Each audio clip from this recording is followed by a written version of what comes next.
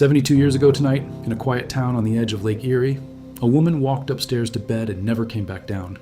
It was the 4th of July. The fireworks had faded, the neighbors had driven home, and somewhere in the dark hours before dawn, inside a house where the doors stayed unlocked because nobody in that town bothered to lock them, something happened that the state of Ohio has spent more than 70 years failing to explain. Her name was Marilyn. She was 31 years old. She was 4 months along, carrying her second child, and by morning she was gone. The only person who lived to say what happened in that house was her own husband, a young doctor, found half conscious on the beach below the property, soaked to the waist, with a wound in his neck and a story that almost no one believed. This one is real. The names, the dates, the town, the trial that went all the way to the highest court in the country. It's all documented, all sitting in boxes and archives you can still open today. Before we go any further, I want to point you toward something. If the kind of slow, creeping dread in a story like this is what you come here for, there's a full audiobook called What the Mountain Keeps waiting for you. 8 hours of folk horror, no ads, just you and the dark. The link is in the description and pinned right at the top of the comments. Go find it after this. And do me a favor while we settle in. Tell me where you're listening from tonight. Drop your town in the comments. I like knowing who's out there in the dark with me while I tell these. Now, let me take you back. The town was called Bay Village, Ohio, a small suburb west of Cleveland, strung along the southern shore of Lake Erie. The kind of place people moved to in the years after the war, when the country was flush and hopeful and everyone wanted a lawn and a lake view and a life that felt safe. Tree-lined streets, Sunday school on the weekends, neighbors who watched each other's kids. It was, by every account, one of the most ordinary and comfortable towns in America. The Sheppards lived at the end of Lake Road, in a Dutch colonial house that sat on a bluff with the water at its back. A set of wooden stairs ran down from the yard to a narrow beach. On a clear night, you could hear the lake working against the shore. Sam Sheppard was 30 years old that summer. He was a doctor, an osteopathic surgeon at Bayview Hospital, which his own father had founded. Sam had grown up around here, played football and basketball in high school, been class president 3 years running. He'd married his high school sweetheart. He was handsome in the clean-cut way of the era, well-liked coming up in the world. On paper, the man had everything. His wife was Marilyn Sheppard. She'd known Sam since they were teenagers. Their romance had started in junior high and never stopped. They married in 1945, moved back to Ohio, and settled into that house on the lake. She taught Sunday school at the Methodist Church. She kept their home. She raised their son. And that was the third person in the house, their little boy, 7 years old that summer, born in 1947. He slept in a bedroom just down the hall from his parents. Keep that in mind for later, because on the night everything came apart, he was there, asleep, feet away from it all. There was a dog, too, a family dog named Coco. Remember the dog. It matters more than you'd think. On the evening of the 3rd of July, the night before the holiday, the Sheppards had company. Their neighbors, Don and Nancy Ahern, came over. Nothing unusual. A summer evening between friends. They sat together and put on a film. The movie was called Strange Holiday, and at some point during it, Sam Sheppard did what a lot of tired men do after a long day. He stretched out on the daybed in the living room, and he fell asleep. It was maybe 9:30. The Aherns stayed a while longer, then said their goodnights around midnight. Marilyn walked them to the door. She saw them out into the warm dark, and then she went upstairs to bed, leaving her husband asleep downstairs on the couch with the last of the movie flickering. An ordinary night, a holiday tomorrow, a boat trip planned with her father the next day. That was the last anyone outside the house saw of Marilyn Sheppard alive. The next thing the record can tell you for certain is a phone call. It came at roughly 5:45 in the morning. Sam Sheppard, calling not the police, but a neighbor, a man named Spencer Houck, who happened to be the mayor of Bay Village and lived close by. What Sam said down that line has been repeated for 70 years. "For God's sake, Spen, get over here quick. I think they've killed Marilyn." Houck and his wife Esther threw on clothes and drove over. They were the first to reach the house. And what they walked into, no one in that comfortable little town had a word for. I'm going to be careful here, because there are things I won't describe. Marilyn Sheppard had been beaten to death in her own bed. That's as far as I'll take you into that room. What was done to her was savage beyond anything that Street had ever known, and she did not have a chance. The details sit in a coroner's file and an autopsy report, and they can stay there. She deserves that much. What matters for the story is the state of everything around her. The bedroom was covered in blood. There were drops of it on floors throughout the house, a trail leading away from that room. Downstairs, Sam Sheppard's study looked ransacked. Drawers pulled open, papers scattered. His medical bag had been emptied out, and Sam himself was not in the house. They found him down below, out by the lake, near the bottom of those wooden beach stairs, soaked, dazed, shirtless, hurt. When the Bay Village police arrived a little after 6, the first officer on the scene got Sam's account. And it was a strange one, rambling, disjointed, the way a man talks when he's been hit hard in the head or when he's inventing as he goes. The prosecution would later say it was the second thing. Sam's defenders would say it was the first. Here is the story Sam Sheppard told and never once changed for the rest of his life.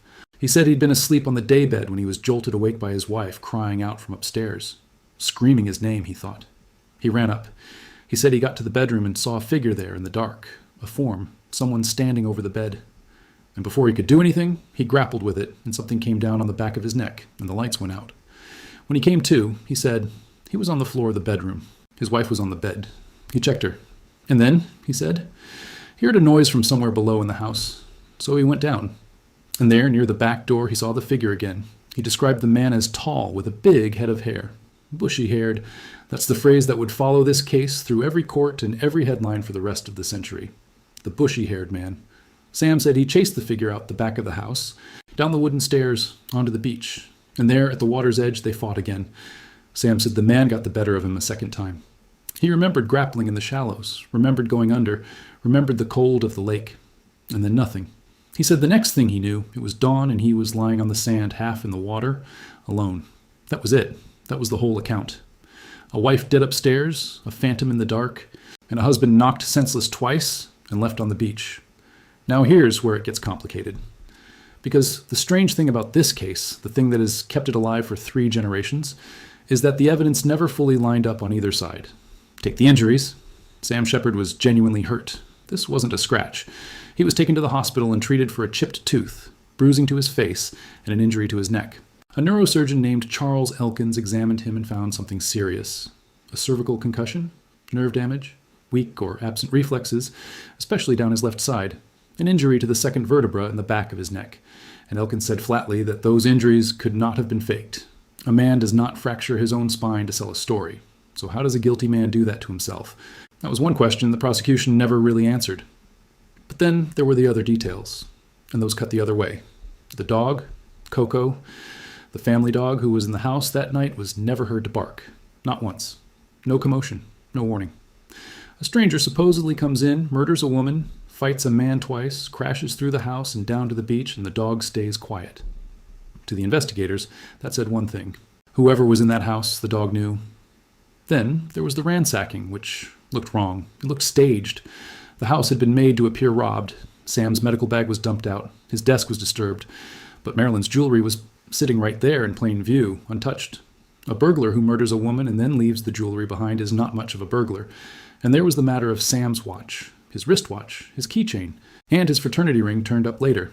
Not in the house, not on the beach where he said he'd struggled. They were found stuffed into a canvas bag, tucked in the shrubbery behind the house, as if someone had gathered up the things a robber would take and hidden them to make the robbery look real.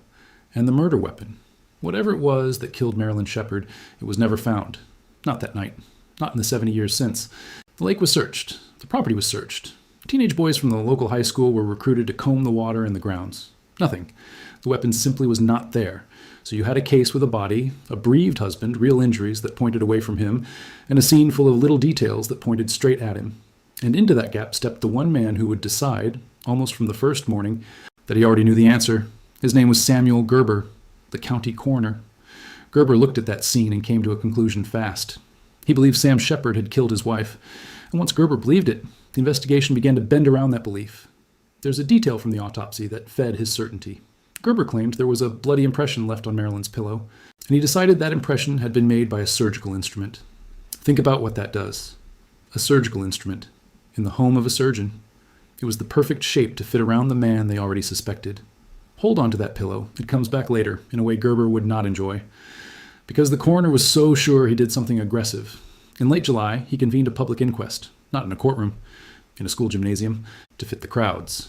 For 3 days, in front of newspaper reporters and radio crews and rows of ordinary townspeople who had come to watch like it was a show, Gerber questioned Sam Sheppard about the intimate details of his marriage, and Sam's own lawyer was not permitted to represent him there. When the lawyer stood up to object, he was physically removed from the room, to the applause of the crowd. At the end of it, the coroner's official verdict named Sam Sheppard as the murderer. That is not how criminal investigations are supposed to run. But by that summer, this one had stopped being an investigation and started being a spectacle. And during that inquest, a crack opened in Sam Sheppard's life that would swallow him whole. The affair. It came out that Dr. Sam Sheppard had been carrying on a relationship with a young woman named Susan Hayes. She was 24, a laboratory technician at the hospital where he worked, and the two of them had been involved for a while. When Gerber pressed him about it at the inquest in front of everyone, Sam denied it. He lied. And that lie was the single worst decision he ever made. Worse for him than anything that happened on the beach, because it handed the state two gifts at once. It gave them a motive. And it gave them proof that Sam Sheppard would look you in the eye and say something that wasn't true. When police tracked Susan Hayes down in California, she confirmed everything.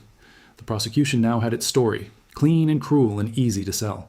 A married doctor, tired of his wife, in love with a younger woman wanting out, a wife who wouldn't grant a divorce, and a man who found another way to be free. That was the theory. Whether it was the truth is a different question, and one that has never been answered. But it didn't matter what was true, because by the time any of this reached a jury, the people of Ohio had already been told, day after day, in enormous black type, exactly what to think. This is the part of the story that changed American law, the newspapers. There were 3 big papers in Cleveland, and they were locked in a circulation war. And Marilyn Sheppard's murder was the best thing that had happened to their sales in years. But one paper led the charge. The Cleveland Press, and its editor, a powerful man named Louis Seltzer. The press did not report this case. It prosecuted it. On the front page, in editorials that read like orders to the authorities. On the 21st of July, the paper ran a front page piece demanding a public inquest. The headline was a command aimed straight at the coroner. "Do it now, Dr. Gerber." Within hours, Gerber announced the inquest. Read that again. The newspaper demanded a legal proceeding on its front page, and the coroner obeyed the same day. Then, at the end of July, the press ran the one everyone remembers. A front page editorial with a headline that asked, "Why isn't Sam Sheppard in jail?" In a later edition that same day, they hardened it further. "Quit stalling and bring him in." That night, Sam Sheppard was arrested and charged with murder. The paper said jump, and the police jumped, and a man went to a cell. Day after day it went on. Salacious stories, rumors printed as fact, things that were never true or that were later disproved, splashed across the front page anyway. At one point during the trial, a radio program broadcast a claim from a woman in New York City who said she was Sam's mistress and the mother of his secret child. It was nonsense, but jurors heard it because those jurors were reading and listening to all of it. They were never sequestered, never locked away from the coverage. They went home every night into a city that had already convicted the man they were supposed to be judging. And their own names, their addresses, their photographs were printed in the papers over and over so everyone in town knew exactly who was deciding Sam Sheppard's fate and could let them know how they felt about it.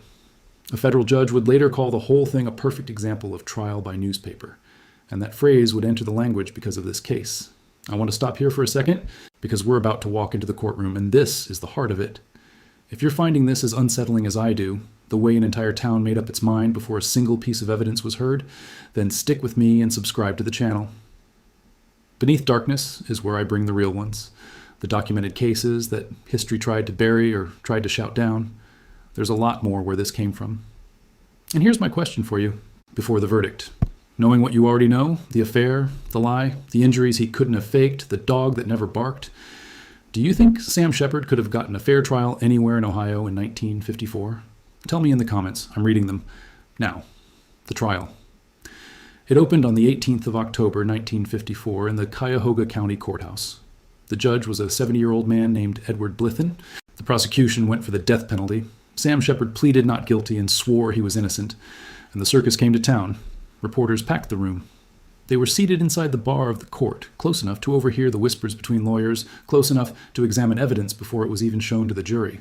The names and home addresses of witnesses ran in the papers. Families were interviewed. Articles promised bombshell testimony that never actually came. It ran for 9 weeks. The state built its case on the affair for motive, on the staged-looking scene, and on the blood. And on that pillow. Coroner Gerber took the stand and told the jury about the bloody impression, and his theory that it had been made by a surgical instrument. He couldn't produce the instrument. Nobody could. But the image did its work in the jurors' minds. A doctor. A surgical tool. It fit. The defense, led by an attorney named William Corrigan, pushed hard on Sam's injuries. He put the neurosurgeon on the stand to explain the fractured vertebra, the nerve damage, the things a man cannot do to himself. He argued there had been an intruder and that the intruder had hurt Sam badly before fleeing. The jury deliberated, and it was not the quick condemnation you might expect from a town that had already decided. For 4 days, they were split. Some believed him, some didn't. On the 5th day, on the 21st of December 1954, they came back, guilty of murder in the 2nd degree, not 1st degree, not the electric chair. Something in that room made a few of them hold back from the ultimate verdict, but guilty all the same. Sam Sheppard was sentenced to life in prison. He stood there and said, again, that he had not done it. And then his world, which had already collapsed once, collapsed again. I'll tell this part gently, because the people in it were drowning. In the weeks after the verdict, Sam Sheppard's family was struck by a wave of deaths. His mother died. His father died soon after. The authorities let Sam attend the funerals, but they made him do it in handcuffs. A man, chained, standing at his parents' graves, weeks after burying his wife, and it didn't end there. Some years later, Marilyn's own father died as well. The grief on all sides of this case ran so deep and so long that it took people down for a decade. So there he was, convicted, life sentence, parents gone, son being raised by an aunt and uncle, his name a curse in his own state. Most stories end there. This one was only getting started. Because Sam Sheppard never stopped saying he was innocent, and slowly a handful of people began to wonder if he might be telling the truth. The Ohio Supreme Court upheld his conviction in 1956. The appeals ground on. In 1961, his loyal attorney, William Corrigan, the man who'd stood by him from the start, died. Sam needed a new lawyer. He found a young one, brash, ambitious, hungry for exactly this kind of impossible case. A Boston attorney named F. Lee Bailey. And Bailey looked at the wreckage of the 1954 trial and saw not a guilty man, but a violated one. In April of 1963, Bailey filed a petition in federal court. His argument wasn't really about the beach, or the affair, or the pillow. It was about the trial itself. He argued that the flood of prejudicial publicity, the headlines, the named jurors, the carnival in the courtroom, had trampled Sam Sheppard's constitutional right to a fair trial, that the process had been so poisoned that the verdict couldn't stand no matter what the truth was.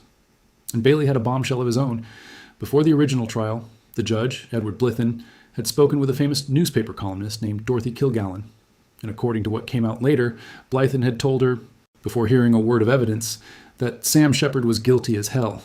The judge, the man who was supposed to be neutral, had already decided and said so out loud before the trial began. That is the kind of thing that unravels a conviction. In July of 1964, a sympathetic federal district judge granted Sam's petition. He ruled that Sheppard had been denied due process, that a carnival atmosphere had ruled the first trial. And, after 10 years behind bars, Sam Sheppard walked out. The state appealed and got the ruling reversed. So the whole thing climbed to the top, to the Supreme Court of the United States. In 1966, the High Court handed down its decision, Sheppard versus Maxwell. And it sided with Sam. The justices tore into the way his trial had been run. They described the atmosphere as a carnival. They talked about a Roman holiday for the press. They said the judge had failed utterly to protect the defendant from the storm of publicity that had soaked the entire country. They overturned the conviction and ordered a new trial. And that ruling didn't just free Sam Sheppard. It became one of the most important decisions in American legal history on the tension between a free press and a fair trial. Because of what happened in that Cleveland courtroom, judges across the country got new tools and new duties. Sequestering juries, controlling the courtroom, shielding the accused from the mob. If you have ever heard of a jury being locked away from the news during a big trial, some of the reason traces back to this one case. To a doctor, a dead wife, and a newspaper that couldn't stop shouting. The state of Ohio had a choice, let it go or try him again. They tried him again in the fall of 1966. But this second trial was a different animal. The press was kept at a distance this time, and F. Lee Bailey had spent years studying every mistake of the first trial, and he came in swinging at the one thing the state had always been weakest on: the blood.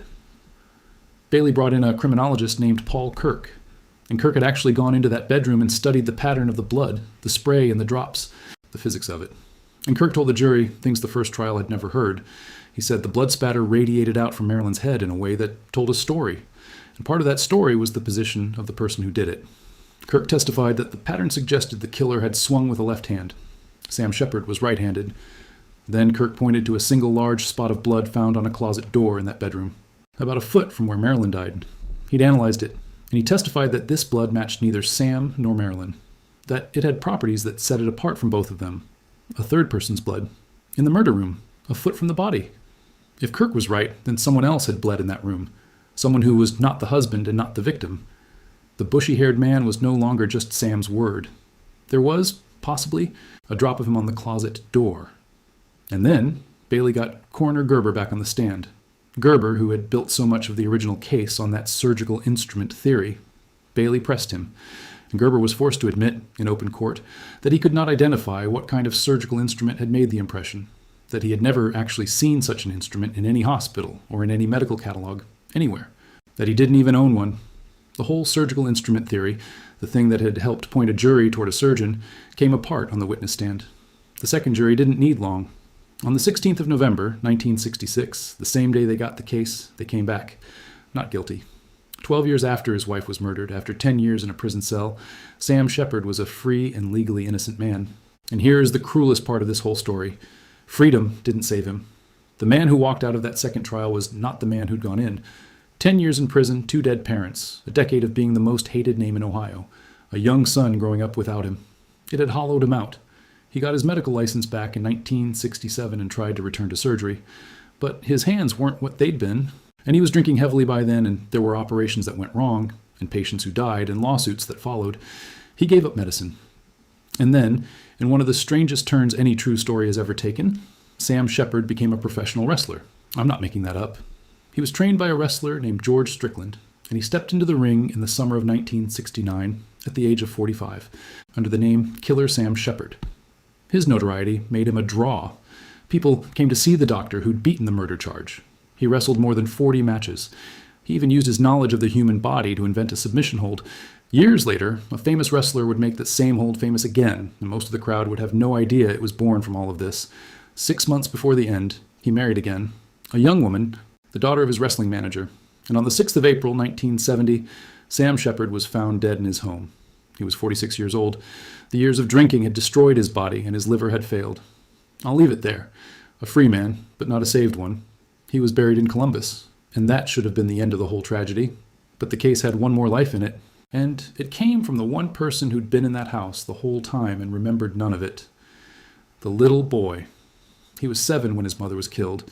He grew up shuttled to relatives, kept from his own mother's funeral so the cameras couldn't get at him, taunted at school, watched by a whole town. And as a grown man, he devoted his life to one thing, clearing his father's name, proving, once and for all, that Sam Sheppard did not kill Marilyn. And in that long fight, a new name finally rose to the surface, a name that had been lurking at the edges of this case for decades, Richard Eberling. Eberling was a window washer and handyman, and here is the thing that makes your skin prickle. He had worked at the Sheppard house, he knew the layout, he'd been inside, he was familiar with those rooms, that staircase, that back door. He first came under real suspicion in 1959, 5 years after the murder. Detectives were questioning him about a string of burglaries in the area, and when they looked at what he'd stolen, they found 2 rings that had belonged to Marilyn Sheppard. He'd taken them from where the family's things had been stored after her death. And when police talked to Eberling back then, he volunteered something strange and unprompted.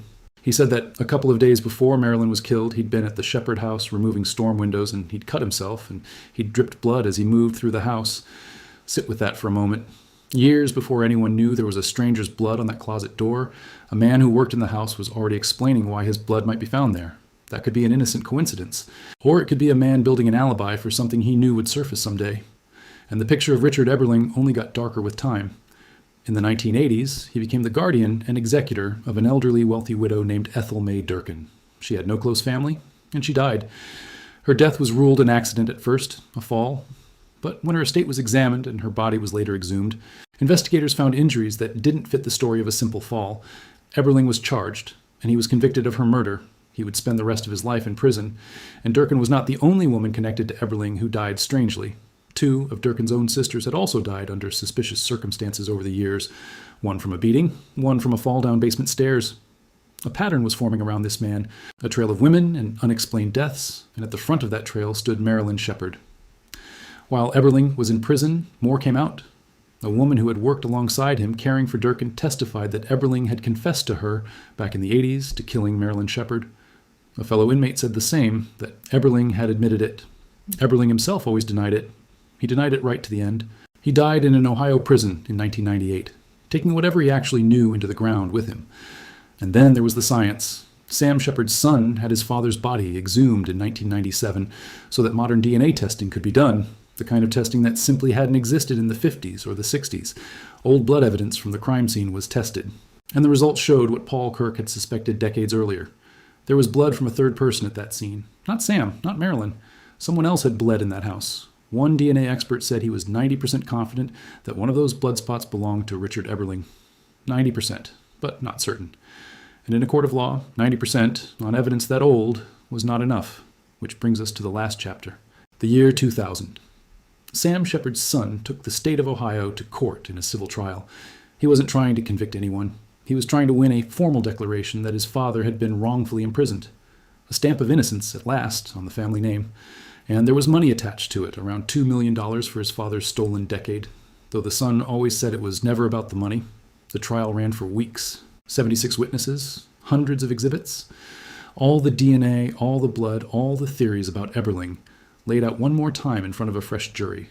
But the state fought back hard, and it had a powerful weapon. Time. That evidence was nearly 50 years old. It had been stored in different places by different people for half a century. The chain of custody, the careful, unbroken record of who handled a piece of evidence and when, was full of holes.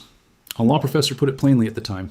If this case were tried fresh today, the DNA would probably settle it. We would know. But this evidence was too old, too handled, too compromised to prove anything to the standard the law demands. The jury deliberated about 3 hours. On the 12th of April, 2000, they came back with a verdict against the son. He had not proven that his father was wrongfully imprisoned. The state won. There was no exoneration, no official innocence. The legal book on Sam Sheppard closed, and it closed without the ending his son had spent his life chasing. So where does that leave us? It leaves us with nothing settled. Sam Sheppard was convicted and then acquitted, and he is, in the eyes of the law, an innocent man who was found not guilty, and yet no court ever declared him wrongfully imprisoned.